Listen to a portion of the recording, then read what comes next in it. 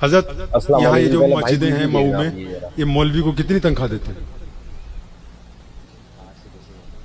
भाई? कितनी तनख्वाह देते हो? सारे जिम्मेदार बैठे। हाँ भाई, 6,000? ज्यादा नहीं, थोड़ी कम?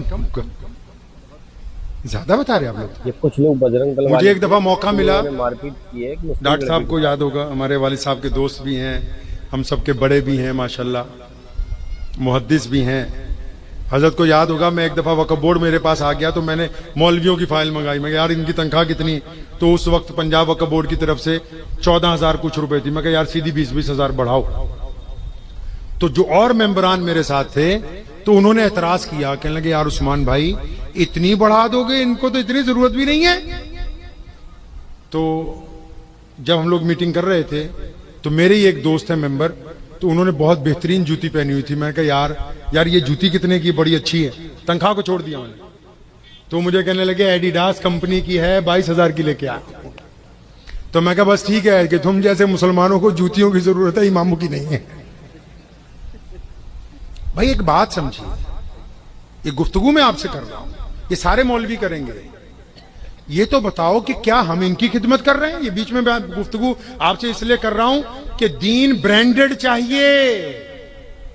ये तो हमने सस्ता सौदा समझ लिया यहां यूपी में कि यार बस कुछ ना हो तो इल्जाम लगा दो किसी पर कि जी फलां बंदा जो है वो नहीं हमें कुछ करने दे रहा। दर हकीकत जो इल्जाम लगाने वाले हैं वो खुद कौम का कुछ नहीं कर रहे।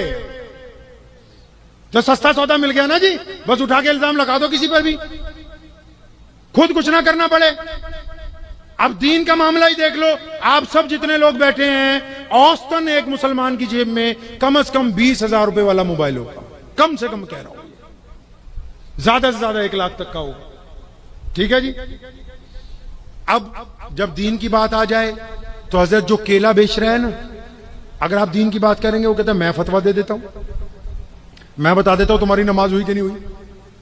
डॉक्टर के पास चले जाओ, कहता जी मैं फतवा दूंगा। इंजीनियर के पास चले जाओ, कहता मेरे से ज्यादा दीन कोई नहीं जानता है। बिरयानी बनाने वाला कहता जी मुझे पता है दीन क्या है। कोई पल्लेदार हो, कहता जी मुझे दीन पता है। जिम्मेदार हो, कहता मुझे। मस्जिद का प्रधान कहता मैं और शेखुल हदीस तो एक बराबर ही समझो। ट्रस्टियों को तो ऐसा लगने लगा भी हमारे और मुफ्तियों में फर्क ही कोई नहीं होता, एक जैसे ही, क्योंकि 24 घंटे खाना एक साथ खाते हैं रात को।